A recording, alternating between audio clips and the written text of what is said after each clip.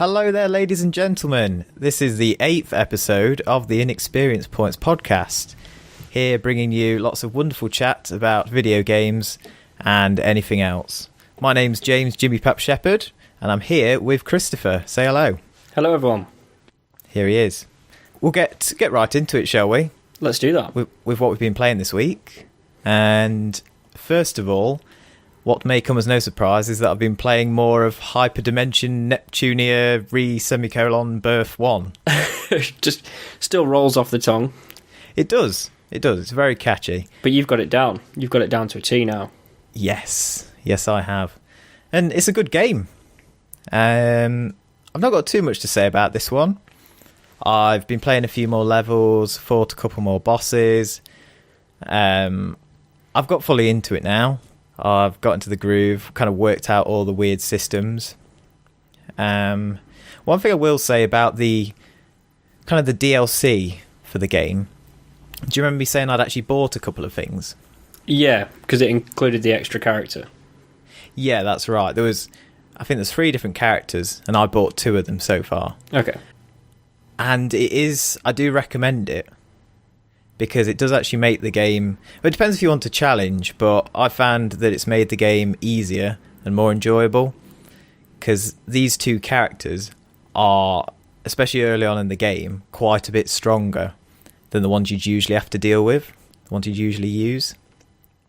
So by default, you've got one strong character who can transform into the crazy sexy robot warrior. But then you've got 2 who, at least to begin with, can't transform. Might be able to transform later, maybe. I'm not sure. But if they do, you still haven't unlocked that. No, that's right. Still not unlocked that ability. And one of them in particular is shit. She's a healer, and she's just so weak. She's good at healing, but nothing else. Yep. So what you can do now with these other 2 characters is swap them out. It works quite well in that regard because it's a shared experience points pool. Yep. You don't have to use a certain character to level them up. They all level up evenly. Oh, okay. And you can actually... I think you have up to 6 characters, or maybe even more. You have 3 fighting at once, and for each of those 3 characters, you can have an extra character back them up. What, as like a spare? Well, I thought it would be like that initially, but what it actually means is it gives them kind of extra abilities and stuff, so they don't actually do much, but just having them as backup gives you a few bonuses. So I've used the worst characters as backups. Does that mean you can get a few healing abilities on better characters? I don't think they're healing abilities. I think they're mostly offensive things so far. I could be wrong, though, actually. I think it's a variety of stuff. But yeah, these 2 characters you buy... they can all transform straight away, and they're all pretty powerful. Do they get their own stories as well, or do they just randomly appear in the game? No, yeah, that's their implementation leaves a little bit to be desired, because they're just there, no explanation. All of the cutscenes, it's still the same normal characters, which all have backstories and everything and interact with each other. These are just completely invisible until you battle, and then suddenly they're there and kicking ass. Right, okay. So they're just kind of plonked in. Yeah, it's a shame they're sort of shoehorned in, but they are actually fun to fight with. Yeah. And they were like 75p each. So I thought for a game I was already enjoying, I didn't begrudge paying that. Yeah, that's fair enough. Okay. Well, I'll move on from that. Next on to Dark Souls 2. Been playing a bit more of that. And once again, I had my mate round, Mark, the Dark Souls expert. Shout out to Mark there. Yeah, shout out to Mark. He's there coaching me, telling me, not exactly telling me what to do, but certainly giving me a helping hand, and that's quite appreciated, as you can imagine, with a game of this type. What it means is he'll give me a general idea of where to go and how certain things work. What I find really frustrating about the Dark Souls games, and like Bloodborne, even though it's a plus for some people, is that sometimes you just genuinely don't know where to go, and you just don't understand how some of the systems work, how you get certain items, you can easily miss out on things. So he was there just giving me little tips here and there when I was stuck, and I was actually quite enjoying, because I could just play the game. The fighting was still challenging, obviously, but I didn't have to worry about working out all the extra stuff. I could just play it and enjoy it. I'm still shit at it, but I didn't die too much. So I'm making some progress in that. I've killed a couple of the bosses, and I'm quite enjoying it. A lot of Dark Souls diehards don't like 2 as much as number 1, but so far I'm liking it as much as number 1. I think it's pretty good. Do you know why that is? Why they prefer? I don't. Well, the main director of the game took a step back. He wasn't really involved with the second one. He was then involved with Bloodborne, though, and I think he's involved with Dark Souls 3. So the design of the game has changed in different ways. Kind of how the healing... Well, no, the healing's similar-ish. You can now teleport around easier, which I quite enjoy. There's not quite so much trekking around. I'm not actually sure why it's not as popular, but I'm liking it, so that's good with me. Yeah. That's all that matters, eh? That's all that matters. It's still hard. There's still a couple of things that piss me off about it, because it's Dark Souls. Some stupid things like, as I say, things that you'd never work out, but then having my little helper, that was good. Yeah, I can understand that. I think if I was playing it, I'd like to do something similar. I wouldn't want to essentially waste time trying to figure something out. That it's frustrating. Yeah. Some things are deliberately so obscure. It's just annoying. You feel like you have to read a guide to be able to get the most out of the game, and that annoys me. So I prefer just getting hints from a mate, really. Yeah.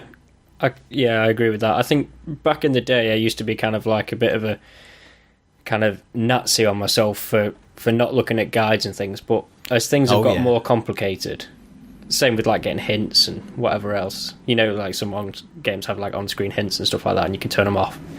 You know, I'd usually be like, no, I just want to do it properly and take as long as it takes to figure stuff out. But like now, it's kind of like I don't really enjoy figuring out obscure stuff. And it takes up so much time that I'd rather just have help from a friend or a guide or whatever.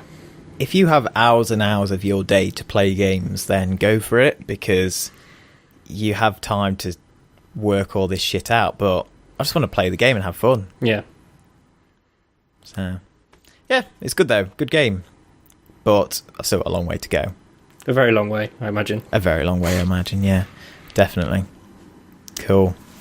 On from that to something quite different. I've actually been playing a toilet game this week. Oh, you've come to my neck of the woods. I have indeed. How are you enjoying it? Over on the toilet.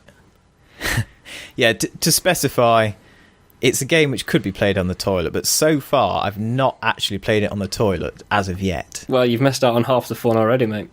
I think I have, haven't I? I think it's a portion of my day which I'm currently wasting. Although, to be fair, I probably browse Reddit or Facebook currently. But yeah, I could be playing games instead. I'll give it a go. Yeah. Anyway, the toilet game in question is called Alphabear. Alphabear? Is that one word? It is one word. And it's, I guess it's an alpha bear. Essentially, yeah. Bit like an alpha male, but a bear. Yeah. You'd think that. It's actually more of a play on words of alphabet. Okay, yeah, that makes sense. You're getting me. Yeah, I'm with you. I'm not one for mobile games that much these days, but I've really got into this one. I saw people posting loads of stuff on Twitter, loads of pictures of them playing it. I didn't really understand it at the time, but it'd be a bear saying a really dumb phrase. Didn't really get what was going on. I'll get into that in a minute once I explain how it works. But that actually piqued my interest and got me playing the game. That surprises me. That doesn't sound like the kind of thing that would pique your, especially on Facebook.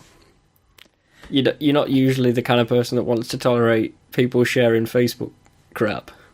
No, but especially when it comes to games. I think it's really clever use of social media. So how the game works, it's like Scrabble, but a lot better.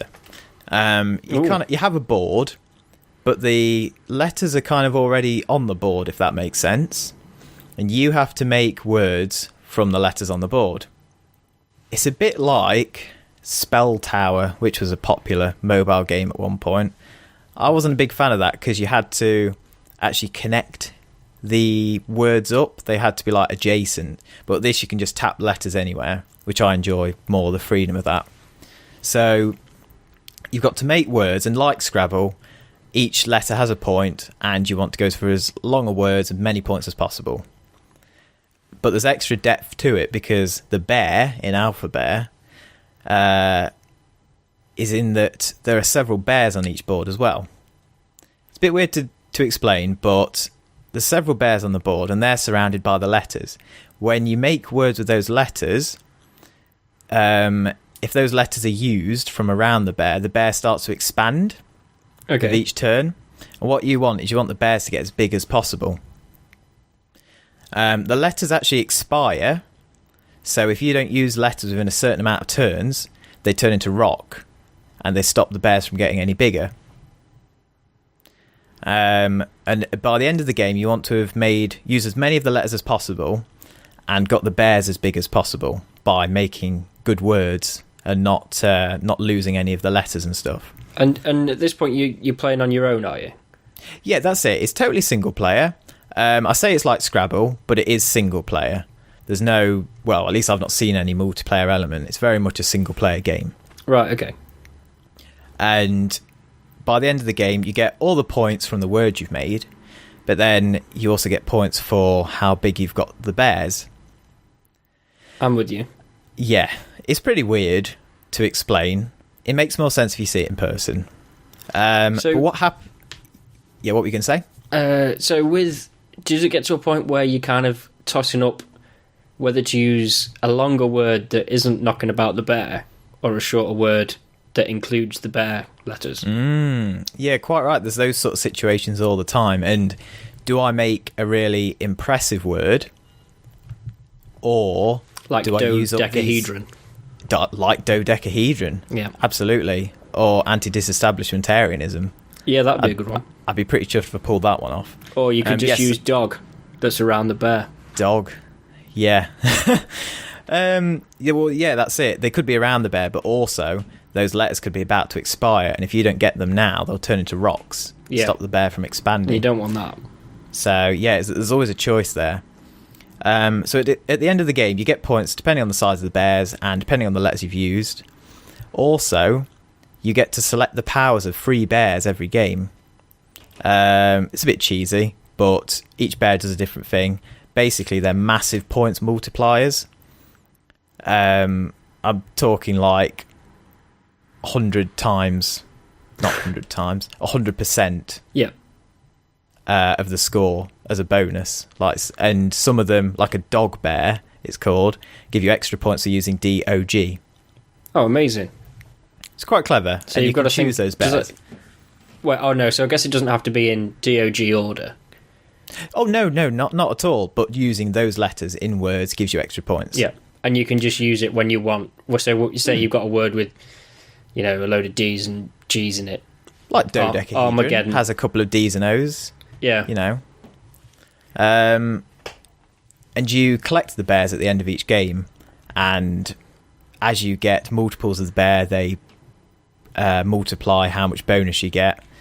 But the crucial thing is that at the end of the game, the bear says random phrases with your words interjected into them.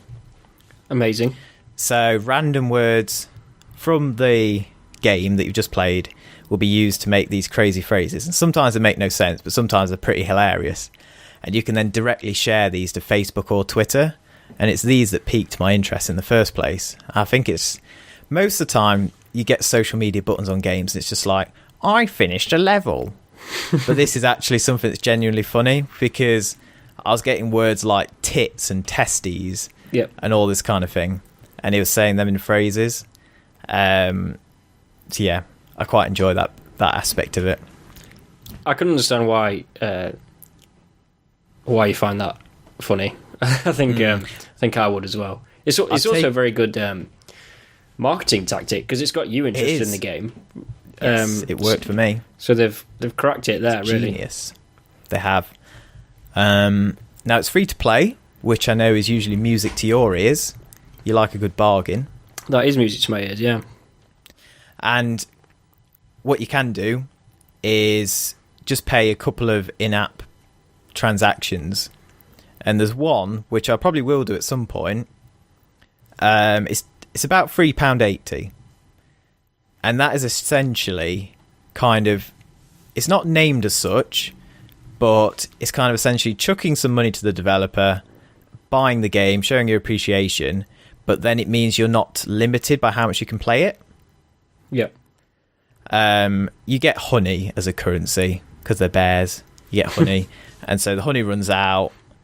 You can watch ads to get honey, or you can just pay £3.80 for unlimited honey, play the game as much as you like. Yep. So I might do that at some point. And that's fair, because once you've done that, the game is kind of yours. Yep.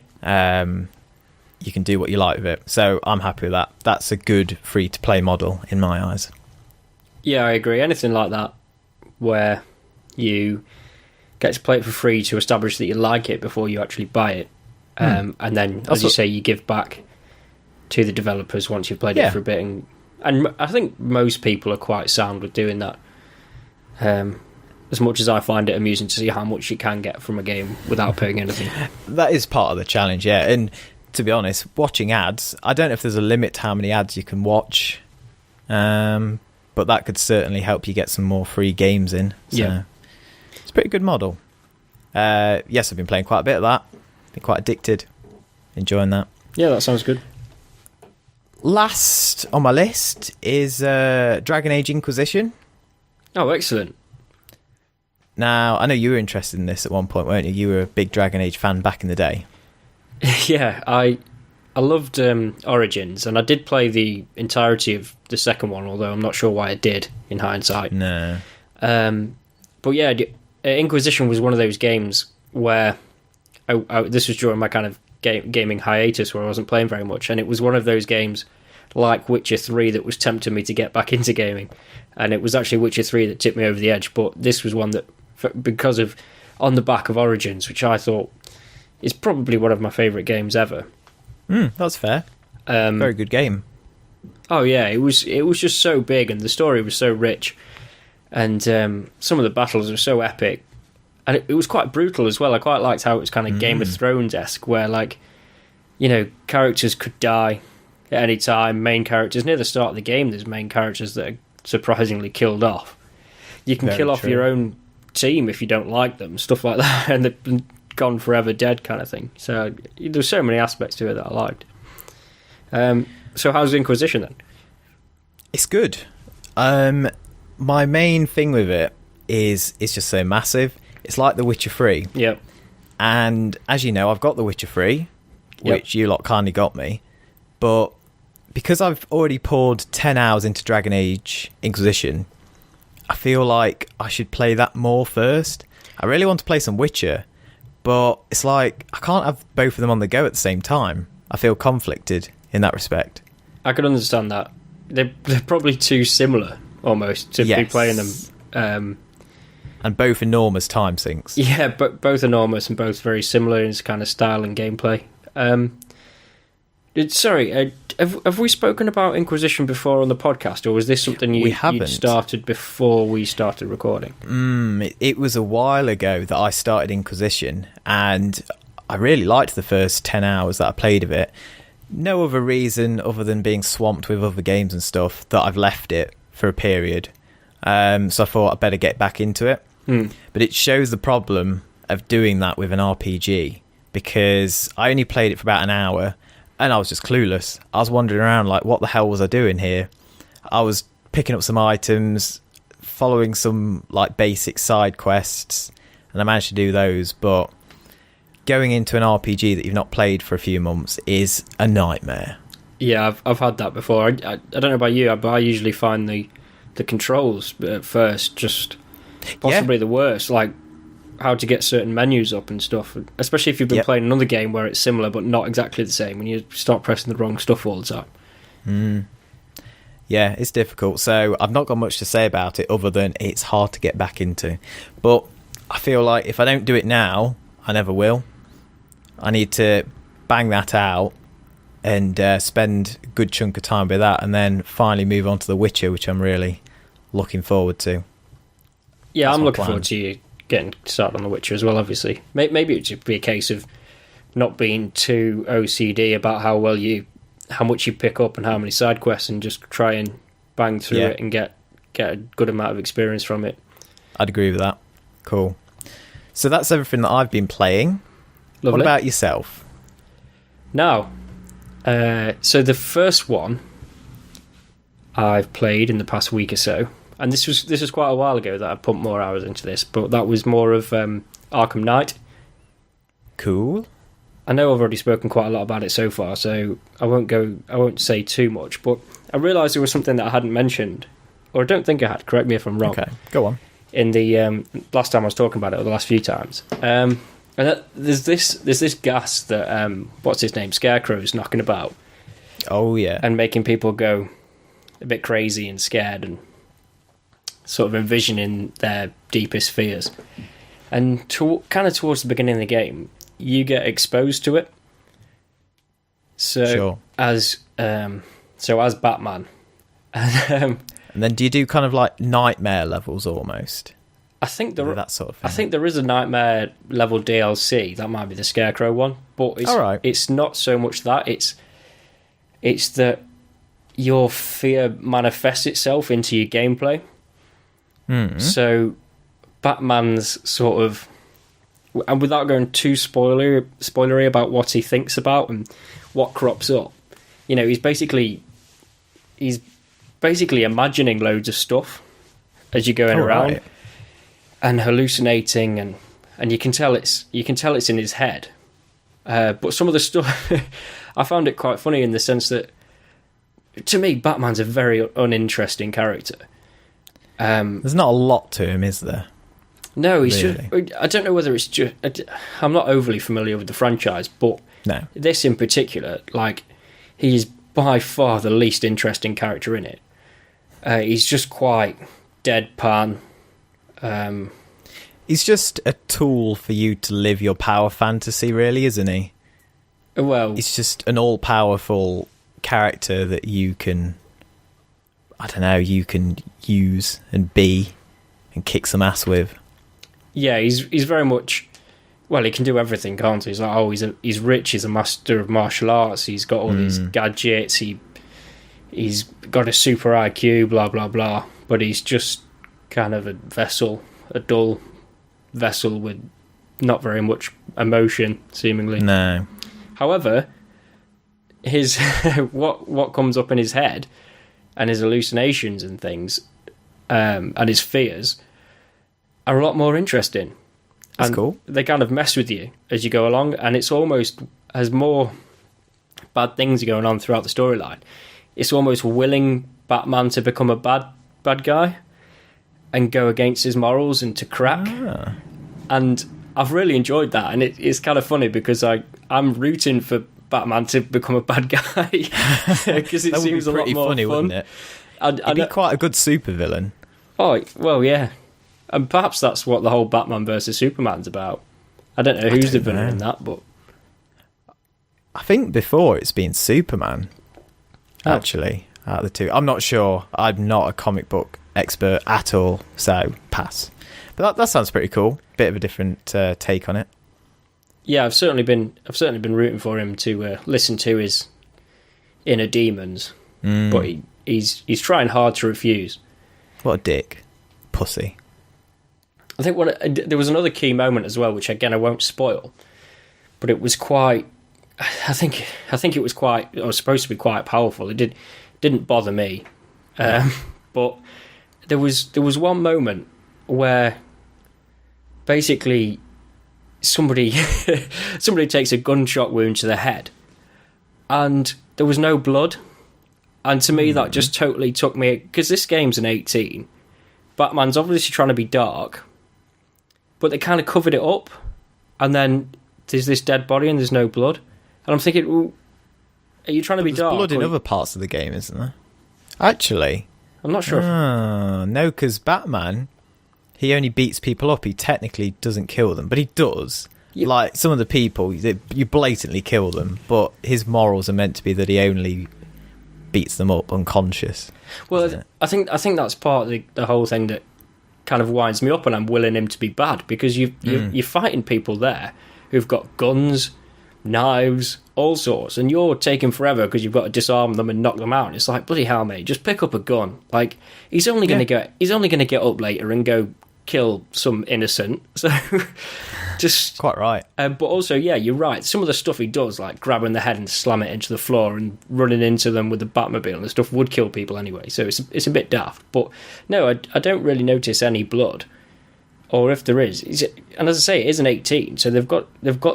It's kind of like they're aiming to be dark, but then they say no, we won't put, blood in this key scene. I thought that was very weird odd. one. Kind of took me out of it a little bit. It's a weird one. And the only last thing that I thought was of note is just the amount of Riddler stuff. Yeah, there is a lot of Riddler stuff in the other games.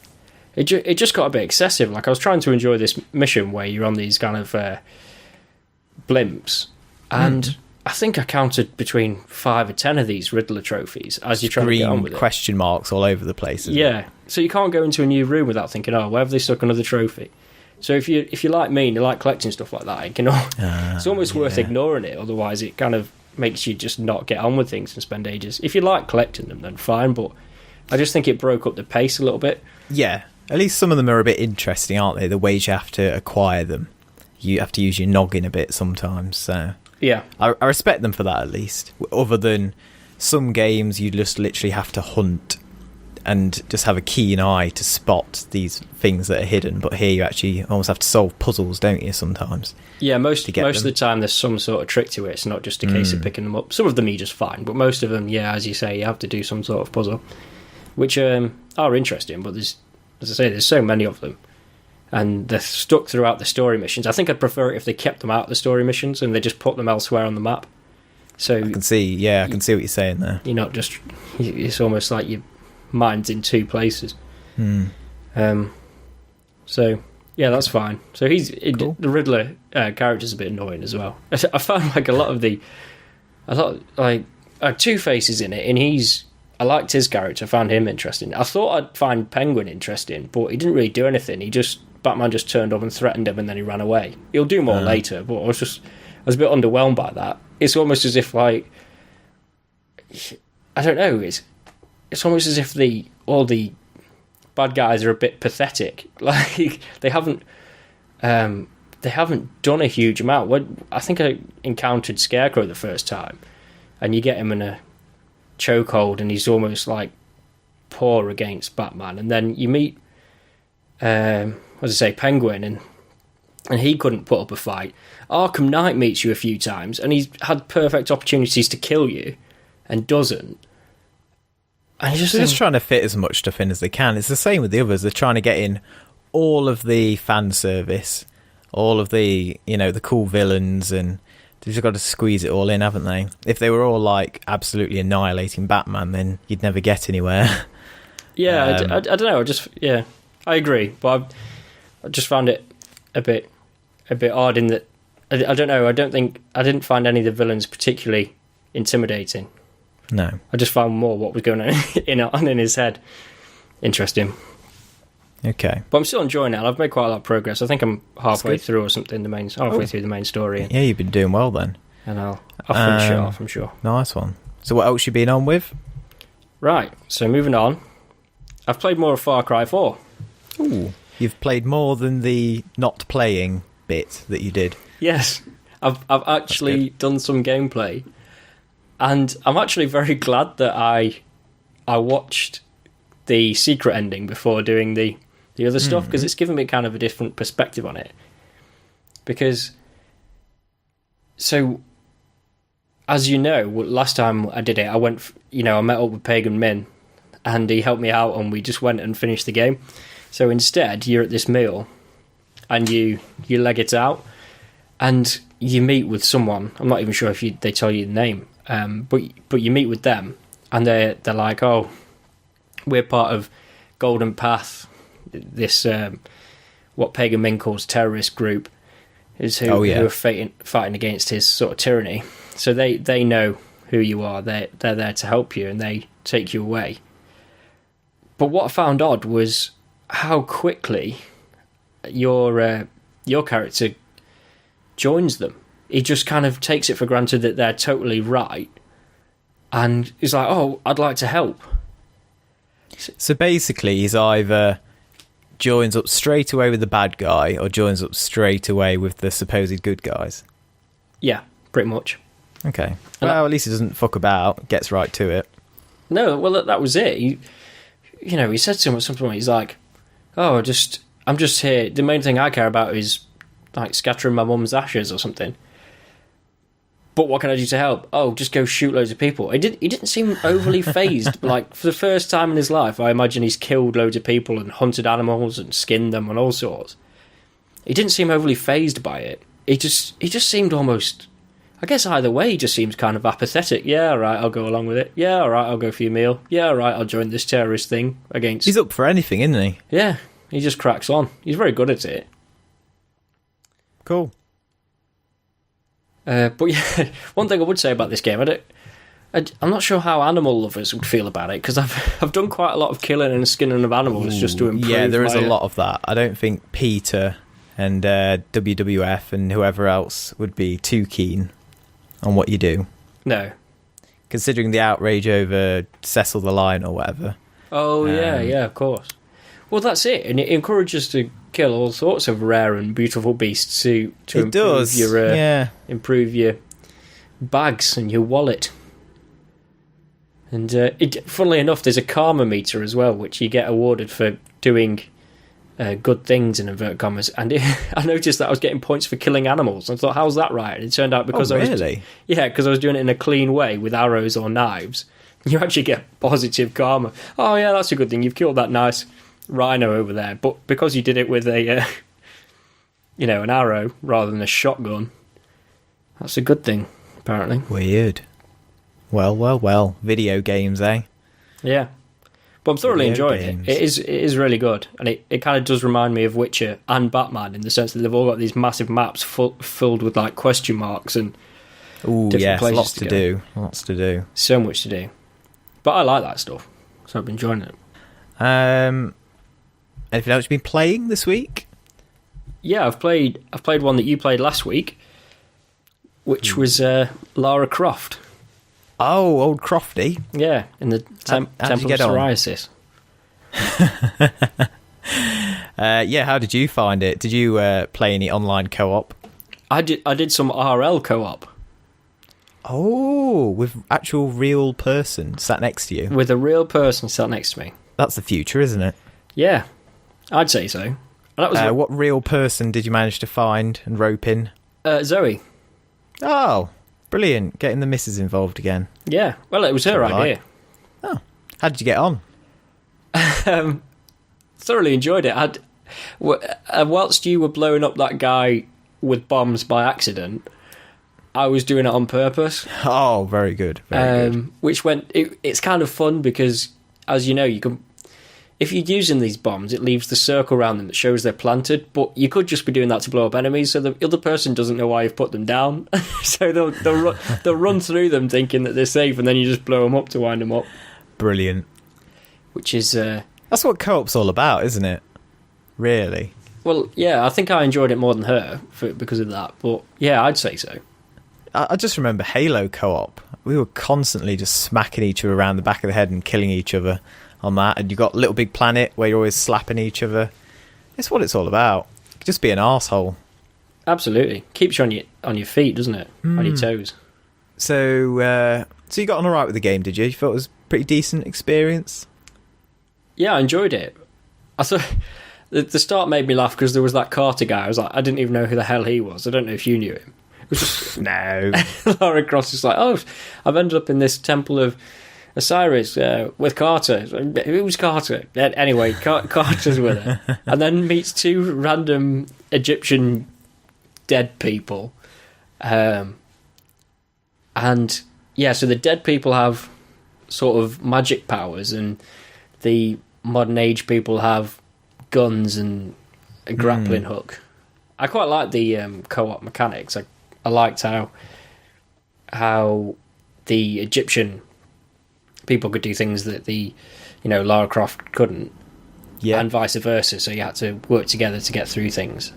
And there was some hidden skulls as well. There was like 5 hidden skulls in each area that was just like a little bit of an extra challenge to try and find them, and you often had to work with the other person to locate those as well. And there was a very odd thing as well, and I still don't know what that was all about. But my friend had also played the game, and he'd left random packages in our game.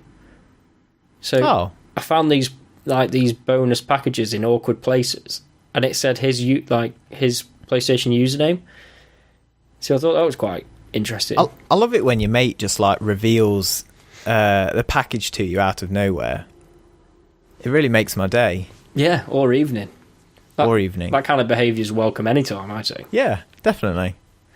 Oh, well, sounds like you got on a bit better than I did, so that's nice. Yeah, we didn't play it for a huge amount of time, but we did complete a few levels. Got further than me then. Yeah, by the sounds of it. It was very good. But yeah, it was fun, simple. Well, kind of simple, but simple to jump into. But yeah, good fun. Lovely jubbly. So, care to round it all off? Have we got one more? I do to throw in the pile. Yeah. So, like you, I've played a toilet game that isn't our toilet game. Oh, extra toileting. So I've been on the toilet double time this week. It happens. Unfortunately, it's not the other one you told me about last week, the D&D rip-off. That's quite good. Yeah, unfortunately, it wasn't that. Okay. But it was the Fallout game. Oh yes, Fallout Shelter. So that was on iOS a few weeks back, wasn't it? And it's finally come to Android now. Yes. Very good. How have you found it? I'm really enjoying it. Do you ever remember Tiny Tower? I remember seeing it. I remember thinking, I do not want to get involved with that. Yeah. But it's like a post-apocalyptic version of that, is it? But you're building down instead of up, I'm guessing, because it's a shelter? Yeah, well, I think saying it's like Tiny Tower is a bit unfair on it, really. Okay, bit of an injustice. Yeah, but there's certain things that remind me of it, in the sense that in Tiny Tower, you'd have these people stocking up your floors on this tower, and you'd have to go back in order to actually take the stock. So it almost encourages you to keep coming back, if you know what I mean, to kind of... Yeah. Which makes it sound boring. And I'm not actually sure how fun it is. I think it just kind of... It does something in you, that this whole feeling of progression. So it's just a compulsion, rather than loving the game, is it? You just feel like you have to keep playing. Yeah, I think so. Because it's not like there's a huge amount of gameplay. You're more just managing your little society. And I like that I haven't played any Fallouts, but I know of them. And I like how it's all tied into that, in that, it's a vault. And you're taking people in. And you could also get raiders. And there's the whole thing with radiation going on, but it's just building like a kind of indoor civilization, and you've got to make sure that everything's functioning correctly, and so you're building all the right rooms. You've got room for power, room for water treatment, a med bay, a diner, things like that, and you're gradually building up and building more things. And I quite like that different people have different sort of special abilities. It's quite cleverly literally spelled out as special, so S for strength, I think P's perception. Oh yeah, that's actually in the Fallout main games, that system, I think. Oh, is it? Yeah, I believe so. So that's cool that they've carried that over, a bit of continuity there. Yeah, I get the impression there's a lot of continuity, and they do all the same things that these mobile games do so well, and daily. Well, I'm not sure. Yeah, there's a daily rating for how well you do, Funnily enough, mine's coming up to 24 hours, so I'll be able to find out how I've done over the past day. Ooh, very good. But yeah, there's like kind of just quests. So it might be stuff like level up. I can't remember what they call it, but one of your citizens up to level 10. You might get something bonus for that, or fight off a raider with your bare hands, and that'll give you one, or create 100 pieces of food. And you get these little things, and then as soon as you've done one, you get another one. So you kind of keep coming back to. You're always working towards it. Always got that dangling carrot. Mm-hmm. Yeah, I know how these games work. Crafty. And sometimes you get a lunchbox, which are extra special. Ooh, lovely. So it's an okay experience then, but it's more about filling out those quotas, getting those challenges, doing the deeds, doing all your tasks and all that kind of thing. Yeah, and I'm extremely prone to that kind of thing. I enjoy it, and I imagine quite a lot of people do. But I bet they do. It's very the kind of thing that turns me off. Yeah, a lot of the time. Yeah, I don't think you'd enjoy it. I do think anyone who is into the Fallout franchise, I do think it's worth checking out, because it is so embedded in the franchise, and it just follows all that whole environment, that whole world, really. So yeah, it's kind of part of it. It makes sense. So I think Fallout fans would enjoy seeing it, even if they don't play it for very long. That's fair. No, I'll probably just quickly give it a bash. Yeah, why not? I'd quite like to know if you hate it as much as I think you would, or whether coming from someone from the other end of the kind of addiction spectrum. Yeah, could be worth a shot. Okay, well, it's good to get your opinion on it. Thanks for that. That's great. I reckon it's feature time now. So you probably remember, for the bargain bin bundle bollocks last week, we had something a bit different. We had a game that was actually decent. Obviously, we had Hyperdimension thingy bob. Rebirth, semicolon. Yeah. Now, I'm pleased I discovered a game that I genuinely enjoy, but I'm also pleased to say that we are back to business as always with this week's bargain bin bundle bollocks. Back to the usual standard, is it? Most definitely. So this week, I went for another Japanesey game. I don't want to overdo it with the Japanesey games, but I've got quite a few good ones from bundles. I don't think you can overdo it with the Japanesey games, to be honest. No, they're just irresistible, aren't they? They really are. And this one looked particularly good, and I was correct. So it's called East Tower Akio. Okay. Now, it's actually part of a 4-episode game thing.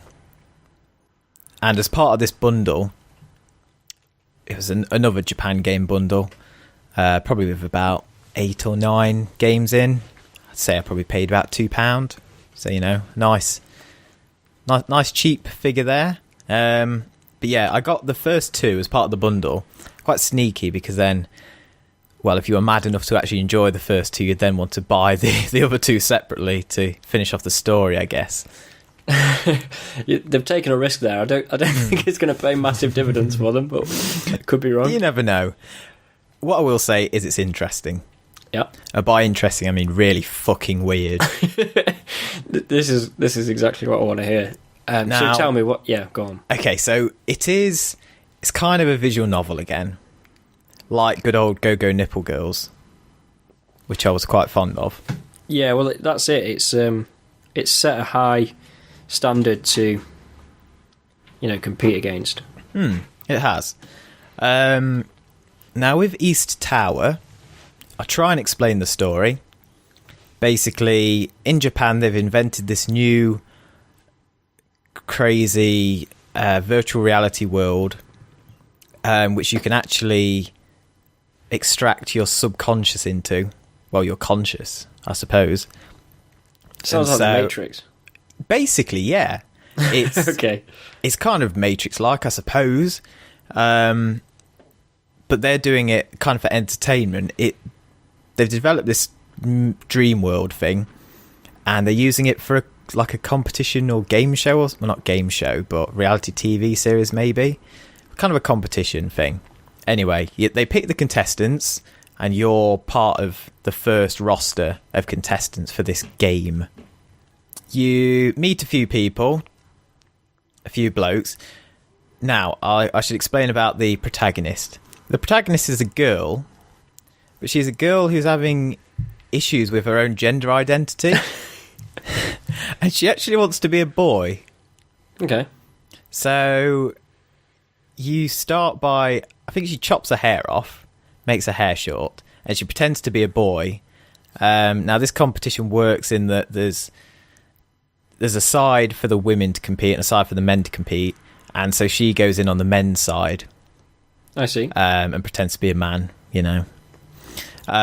They get plugged into this dream world, and oh no, the dream world's being hacked or something. And so supposedly the makers of the game have lost control of it, and now everyone's stuck inside it. The actual consciousness is stuck inside. And in the dream world, you manifest yourselves as what you would like to be. So the protagonist imagines herself as a boy. And literally, the only difference I can fucking see is that she hasn't got, like, mascara on. She basically looks the same. So a really fucking weird boy. But a boy all the same. Okay.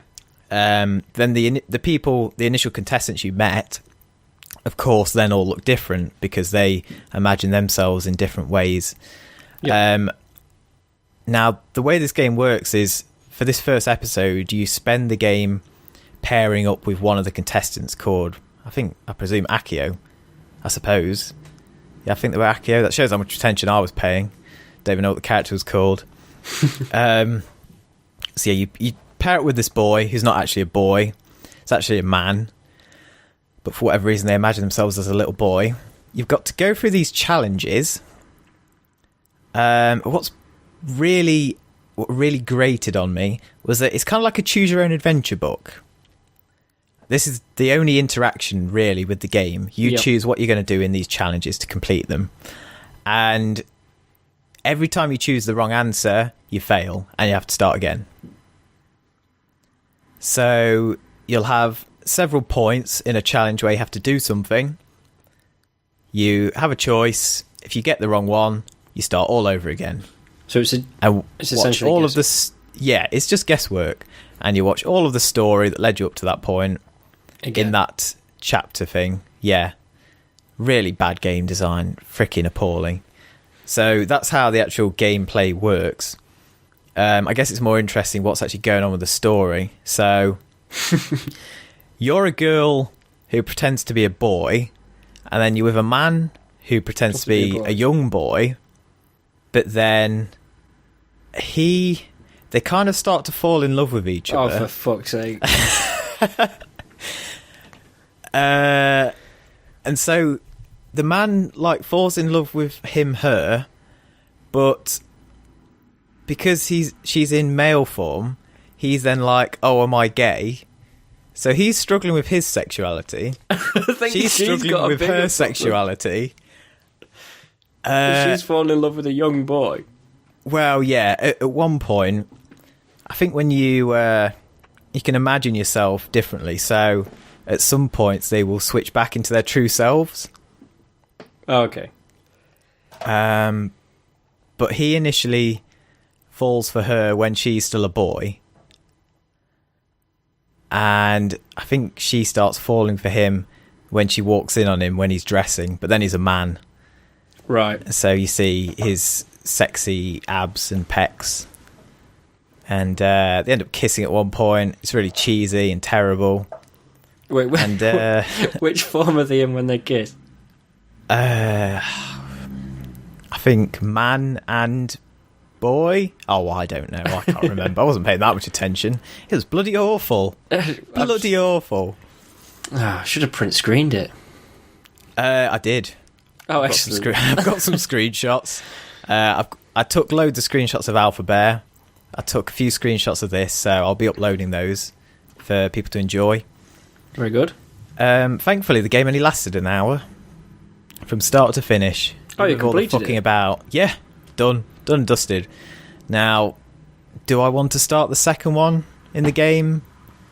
Probably not. I imagine you don't. Do I want to buy the third and the fourth? Definitely not. So I guess it didn't come to a satisfying conclusion because it's just one of 4 or whatever. Well, this is what I don't understand. You actually complete the game, and I don't then see how you play through it again and again and again. It's weird. I guess really it's weird. fair to say we probably won't find out. We probably won't. I'm sorry to say. If anyone's kind of hanging on in suspense about what happens to the boy girl and the man boy and whatever else, they will probably be left disappointed. And I suggest you check it out yourself. The art is pretty... I mean, fucking hell, I'm not a good artist. I can't say anything. But usually anime games are at least pretty gorgeous looking. This one's kind of a bit amateur. Some of the faces are a bit really kind of awkward looking. So that just adds to it, really. Overall, it sounds like a pretty awkward game. It is. Definitely worthy of bargain bin bundle bollocks. So glad to be back on track. And I'm glad it only took an hour of my life.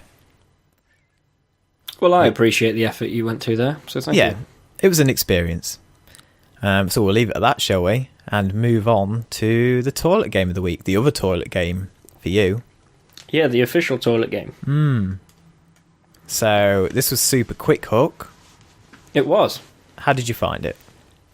Well, I think we'd already established that you'd said it was supposed to be pretty good. Yeah. And I wasn't disappointed. It is a good game. It's fun to play.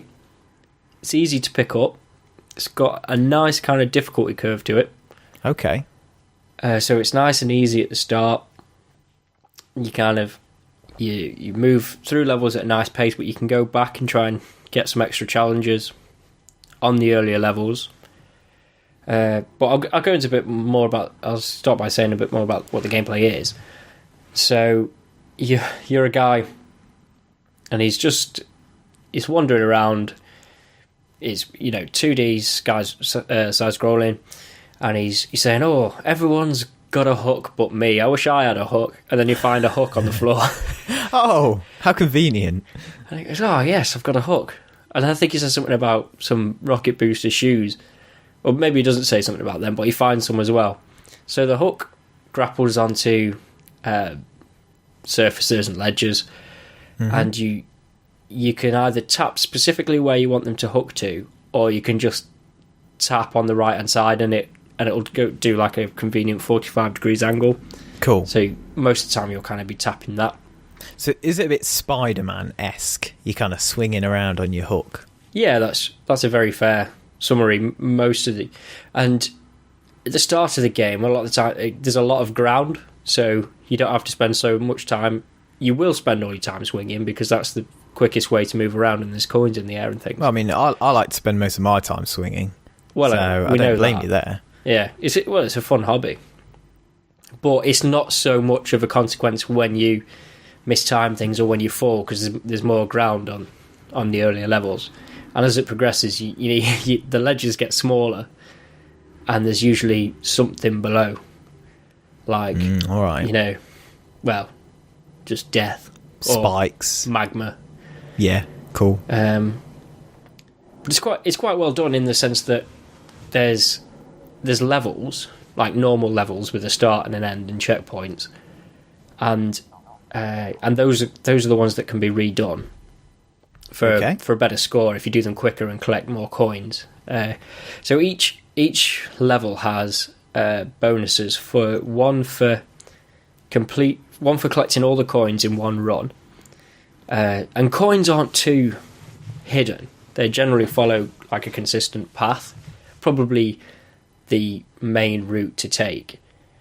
But if you deviate off the main route, then you often miss coins. So you have to be quite careful not to miss any if you want to collect them all. There's bonuses for finding, and this is one of my favourite parts of the game. Each level has secrets, and there's usually 2 or 3.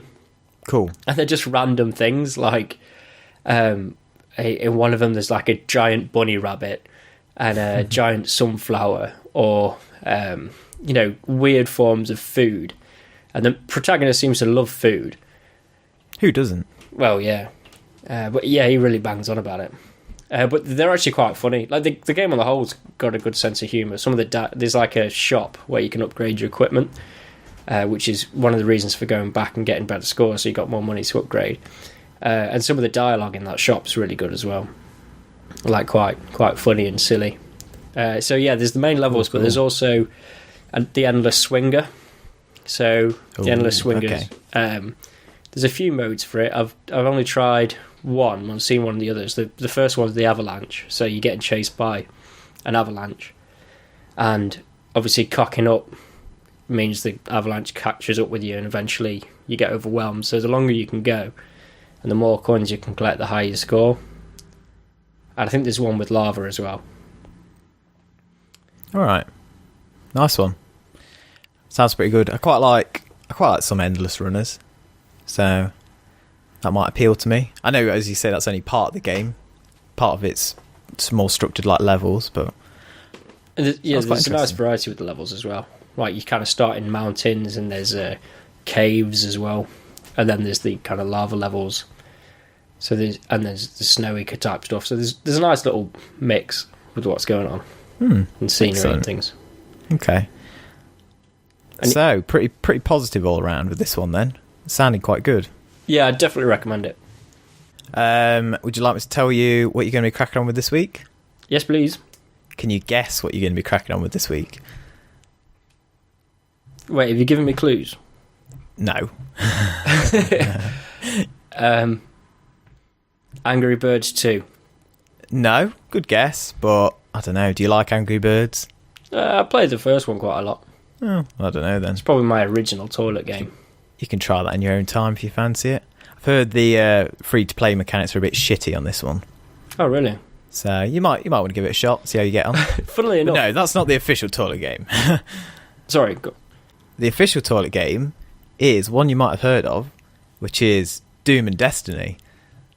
Oh, yeah. Oh, that... Yes. So I was quite pleased when you said you hadn't played that one. Because I've not really seen many other good Android games released lately, except for that and Fallout Shelter.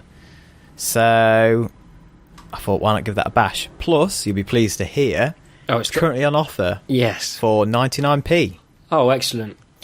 Now, I'm actually going to give you a choice. You can buy the first Doom and Destiny, or you can play Doom and Destiny Advanced, which has just come out, which is the sequel.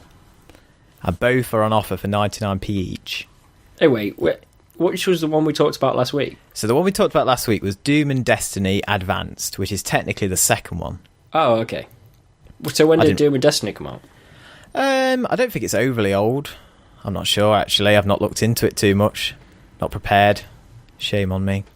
So what I'm proposing to you is you either start with the more modern one, give that a spin, or you start with the first one, see how the story begins. What do you think takes your fancy there? But either way, you can buy them at the princely sum of just 99 pence. How do you feel about that? I'm thrilled that by waiting a week, I've saved myself about 37p. Worth it, wasn't it? Absolutely. That's the benefit of waiting. I think I'll go for the more current one. Yeah, that's cool. I don't think they follow on too directly, so you should be fine jumping in at that stage. So that's Doom and Destiny Advanced. RPG, which doesn't take itself too seriously, looks quite funny. So hopefully you enjoy that one. Beautiful, thank you. Wonderful. Now, do you want to move on to news? Let's do that. Let's see what's been going on. I'll start by talking about your favourite game ever, which is Witcher 3. Lovely. And for the PC version, they've released an official mod kit. Beautiful. So this allows people to make mods for the game. I heard that one of the first mods was a tracksuit for Geralt to wear, which sounds pretty nifty. That'd be nice. It's probably not very true to the lore of the game, but pretty swift, pretty swish nonetheless. So what's a shame is that it's limited a little bit. So with Elder Scrolls, the mod kits with that are extensive. Like, you can make your own game in it if you like. Here it's limited to sort of making items and appearance things. No doubt there'll be loads of nude mods, be lots of willies and boobies if you're into that sort of thing, which you probably are. Well, who isn't? Exactly. So sadly, obviously, you can't get it on the PS4 version. Yeah, it's a shame. I'll have to live with that, won't I? It is a big shame. But I think, talking of Fallout, isn't it Fallout where they're planning to make it moddable on the consoles? I could be wrong. I could be imagining that, but... Yeah, I couldn't tell you. That's cool.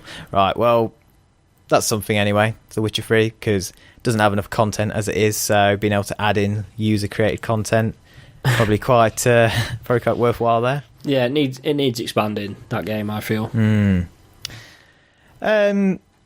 Next up, we've talked about Dark Souls already, but if you remember the old Twitch Plays Pokemon, which was a bit of a sensation recently, well, I say recently, a few months back. Yeah, it was a fair while ago now, wasn't it? Did you actually watch that? I did.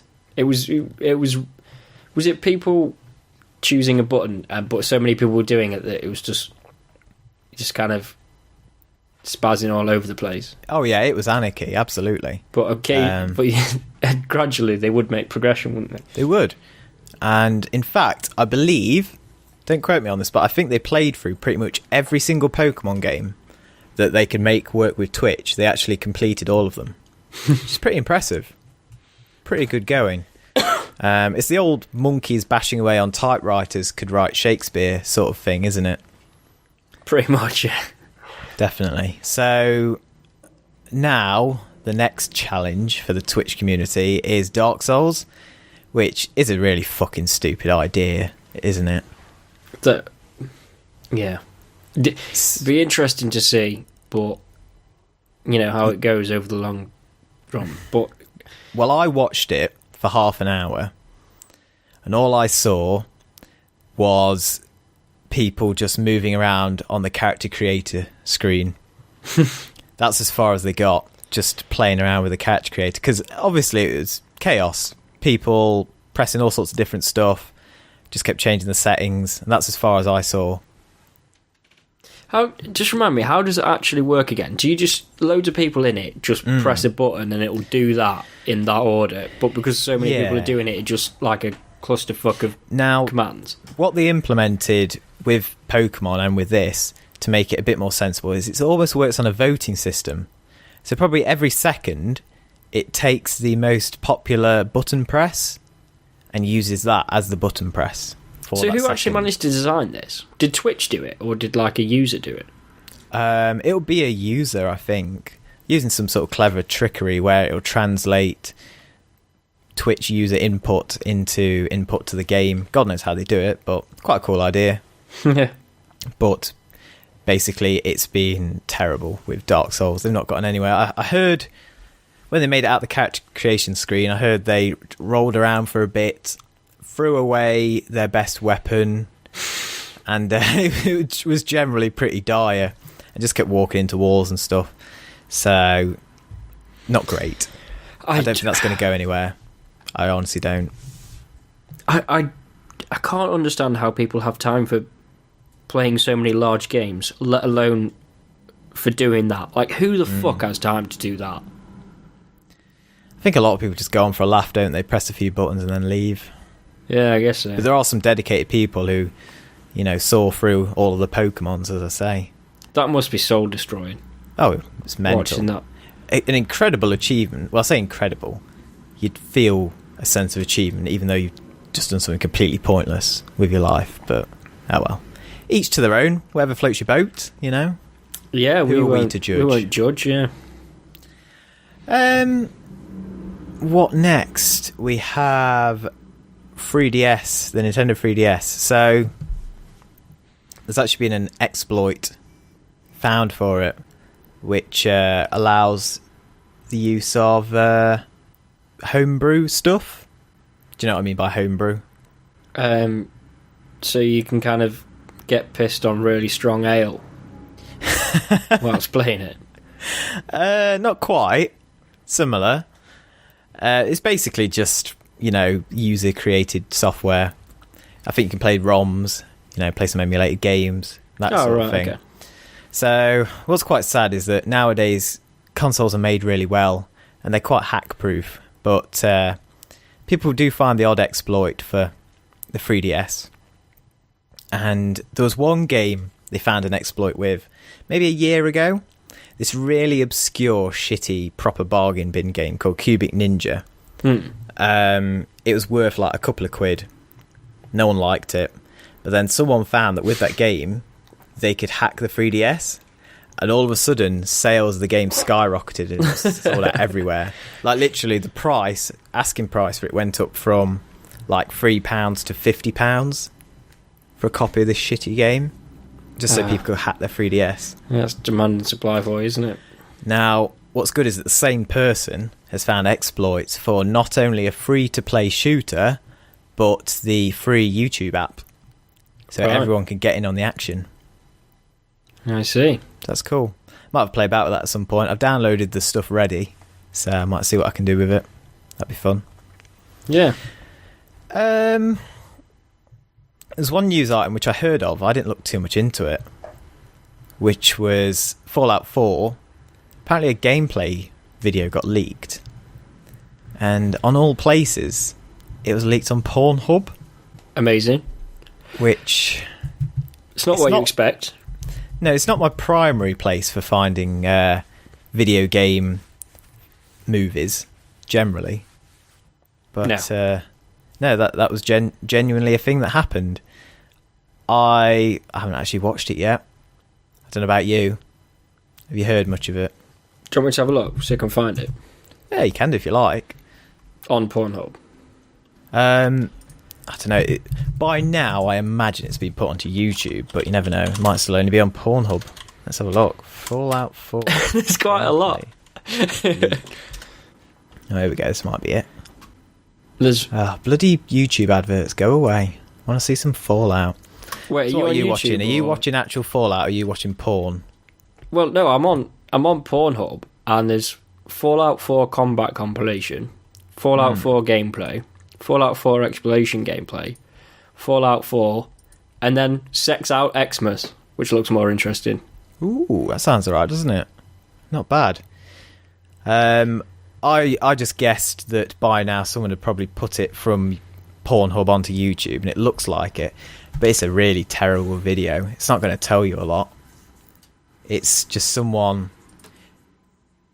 You know, like games conferences where they have the special rooms for the important people to play a game, and only special journalists and whatever could play it, but they can't talk about it. Yeah. It's like one of those deals, but one of them secretly filmed it.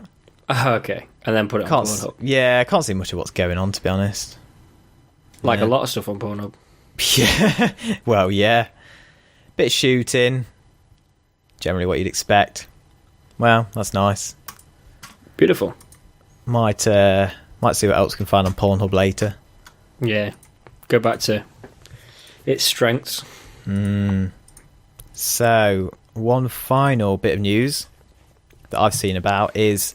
You know, we love our PS Plus games, don't we? We love our freebies. Although I haven't... Oh, well, yeah, I played Temple of Osiris, but I haven't really played any others. That's something. Well, there's a new system in place called Vote to Play, where Sony's letting us choose what PS Plus games are coming up next, which is pretty good of them, I'd say. Yeah, that's really cool. Yeah. Now, let me see. I'm going to have to refresh my memory. Here we go. We've got Grow Home, which looks pretty cool. That's what I voted for. Then the Zombie Vikings, which sounds shit, and Armello, which sounds shit.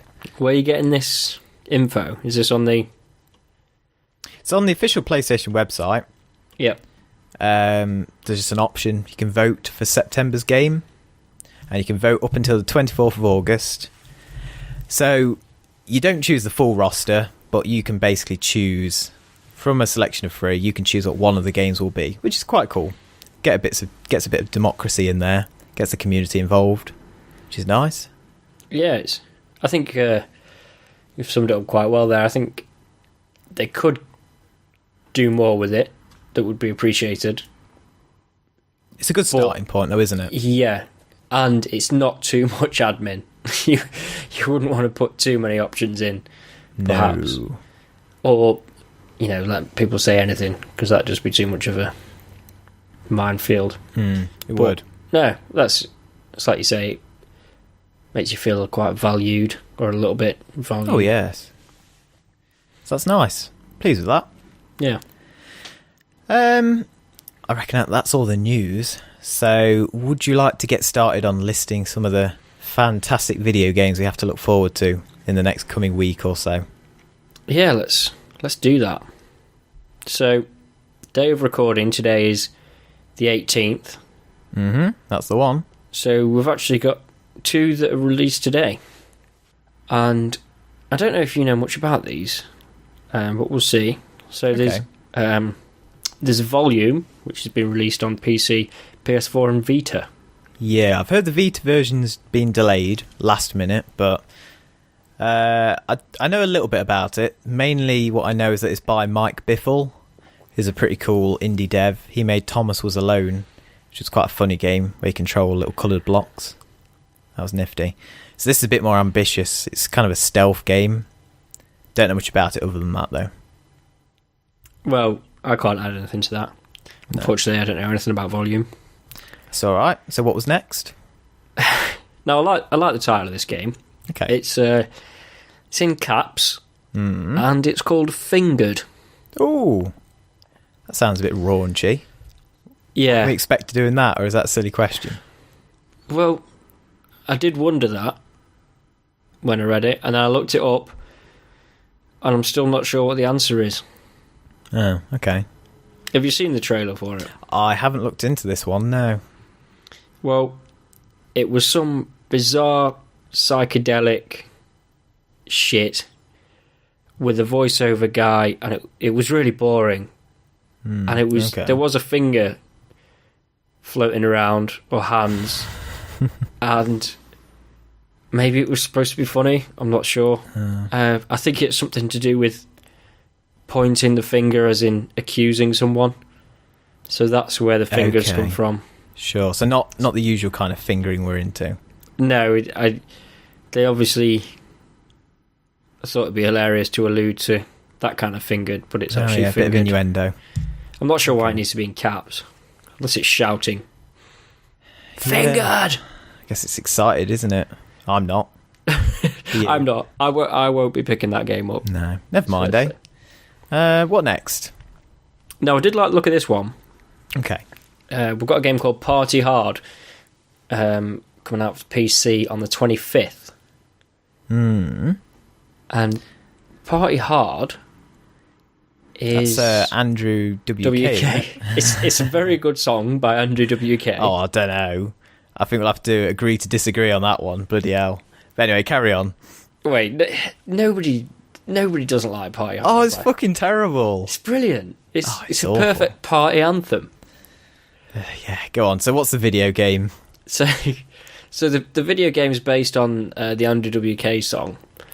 Really? And it's... so it's terrible, is what you're telling me? It's an interactive version of the music video.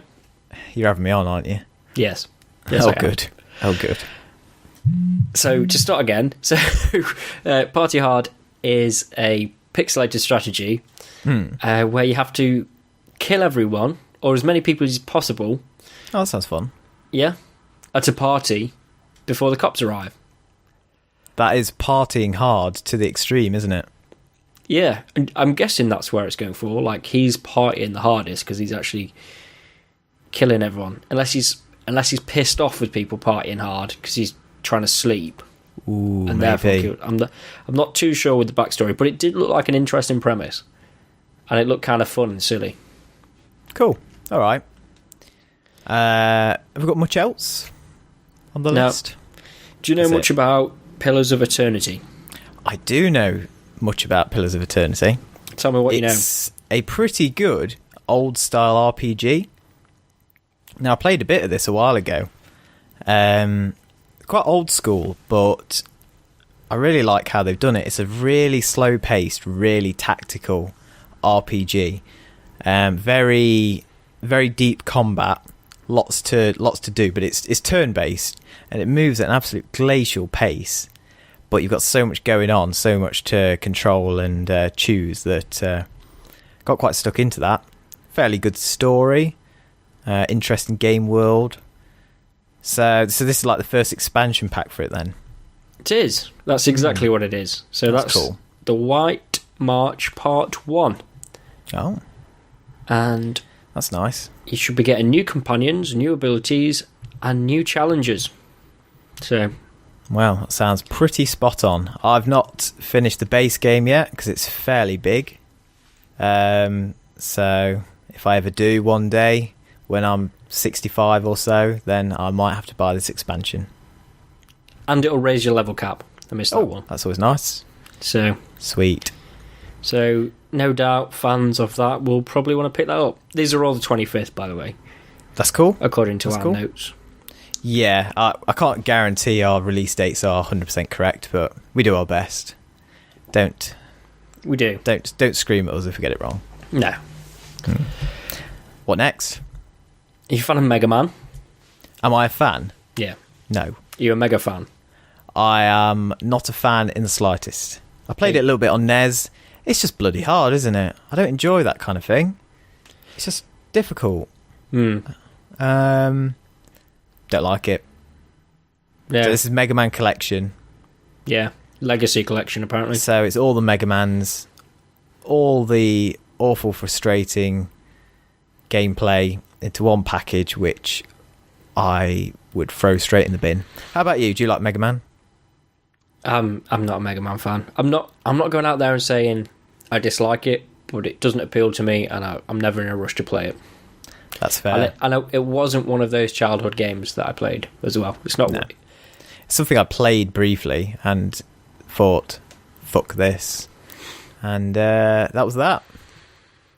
But if you are a Mega Man fan, then that's coming out for PC, PS4 and Xbox. More fool you. No, I know they're quite popular. I'm just basing my views on when I was a child, which is a bit silly. I'd probably be a bit better at it these days. Anyway, never mind. Go on, hit me. What's up? What's up next? Similar vein, we've got the Gears of War Ultimate. Ah, yes. So, remaster of the first Gears of War.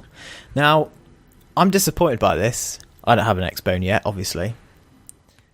I don't know if you know, but if you buy this remaster of the first Gears of War, you get Gears of War 2 and 3 free, but they're just the old 360 versions. So what I would have hoped from this is something like the Master Chief Collection, where you get all the Halos. Actually, that's a really bad example. No, but at least in the Master Chief Collection, they are up-resed. So in the Master Chief Collection, you've got number 1, which is the 360 version, number 2, which is totally brand new version, and number 3 and 4 and stuff, which are up-resed. So at least they look better. Yep. Whereas this, you just get a lovely redone version number 1, and then, like, just, I'm guessing, just the standard 360 versions to play on your Xbone, which will look a bit out of date by now. Wouldn't mind revisiting Gears of War. It was pretty decent. Did you play it much? I actually completed all of the main 3, the trilogy. You did well.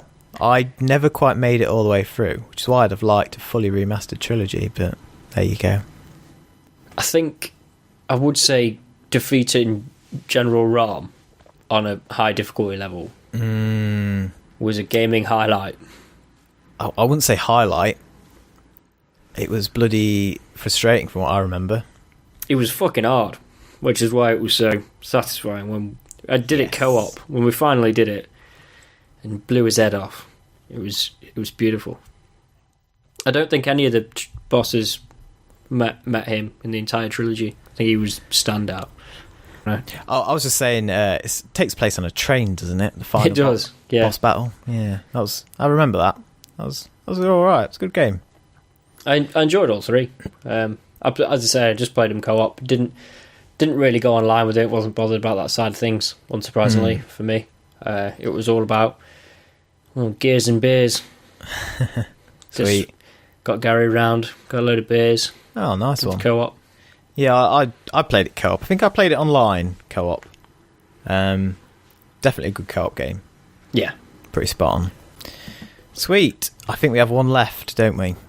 We do. So this one's called Nova 111, a cosmic voyage. Or is it 111? Oh, yeah. That's a good question. Or is it 111? We're going to call it 111. Okay, I'm happy with that. Yeah. So, I just saw this briefly. Looked alright. It's kind of a indie game. It's sort of turn-based, but in that you move when you want, and when you make a move, it looks like all the enemies move as well. So every time you move one, they move one, I think. Sounds like it might mess with your head a little bit. Yeah, so it sounds like you have to be very strategic with your movements and actions throughout the game. It looks pretty cool. Yeah, could be worth looking out for if that's your kind of thing. Yeah, and that's on PC, Vita, and Xbone, I believe. Beautiful. Super. So, we've gone through most of our usual stuff. Now, I think we've got one little thing for you to mention this week, haven't we? Yeah, we've got a show first. Yeah, go on. We've lost our iTunes review virginity. Yes, that's it. We're famous, mate. We've done it. We've made it. It's a beautiful thing. So yeah, would like to say a big thank you to Dark Mark 33. Thank you, Dark Mark. We very much appreciate your feedback. And he said, "Great work, guys. Really enjoyed the feature on Arkham Knight." Lovely. It might take that back after recording the last one, but I am glad you enjoyed at least our first chats about Arkham Knight. And thanks for listening. And thanks for the review. So if any other of you fine ladies and gentlemen would care to leave us a review, that would be greatly appreciated. You get a nice shout out, and we will shower you with affection, won't we? It's true. Yeah. Wonderful. Now, I think that is everything, isn't it? We're all done and dusted for this week. Yeah, I think that's it. We've covered all the bases. That's nice. As ever, it's been wonderful to chat to you, Christopher. And likewise. Yes, broadcast our voices, for better or worse, to the listeners at home. So thank you very much for listening. Thank you all. And we'll be coming in your ears again soon. Oh, yes, we will. Loud and proud. Okay. Thank you. Speak to you again soon. Goodbye. See you next time. Bye.